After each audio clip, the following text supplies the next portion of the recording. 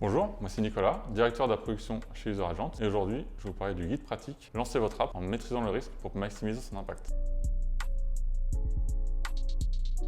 Le mobile, c'est un environnement où les utilisateurs ils attendent une expérience premium. Ils sont habitués aux marques avec des applications qui marchent tout de suite très bien. Donc c'est très important que dans le lancement, l'application elle ait tout de suite pas de problème. En plus, si on a des soucis, ils peuvent tout de suite sanctionner sur les stores avec une note, un mauvais commentaire ou tout simplement désinstaller l'application. Par rapport à ces commentaires et ces notes, donc ces signaux, ils sont tout de suite visibles par l'ensemble des utilisateurs sur les stores. C'est très important parce que sinon ça peut entraver l'image de marque de l'application. On cumule les risques au pire moment, que ce soit un bug qui n'ait pas été détecté pendant la phase de recette et qui serait exposé à tous les utilisateurs, que ce soit un serveur qui ne tienne pas la charge, parce qu'en fait on a fait un lancement massif et du coup qui entraînerait des demandes de support client et de saturation de services après-vente. Donc ce serait effectivement les trois plus gros risques qu'on a quand on expose. Et le problème c'est que pendant ce temps-là, on a des utilisateurs qui vont commencer du coup à mettre des notes sur les stores, à être désengagés, à désinstaller l'application.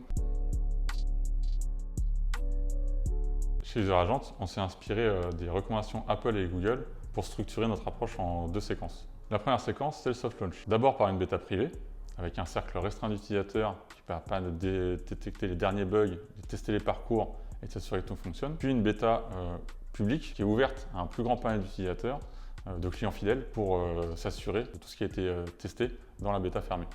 La deuxième séquence, c'est un hard launch, ce qui va permettre de déployer progressivement auprès de l'ensemble des utilisateurs. On va démarrer par palier, donc un petit palier de 1% au début, puis 2, 4, 5, 10, 20, jusqu'à arriver à 100%. L'idée, c'est de mettre à disposition l'application à un certain nombre d'utilisateurs. Comme ça, si on a des soucis, on peut éventuellement mettre en pause, corriger des choses et on n'impacte pas l'ensemble des utilisateurs parce que sur mobile, on ne peut pas faire de rollback comparé à un site.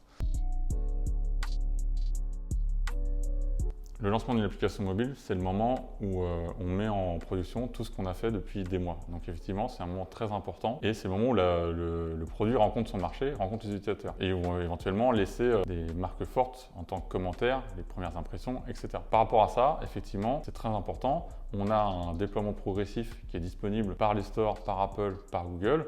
On s'en sert. C'est vraiment le filet de sécurité des mises en production.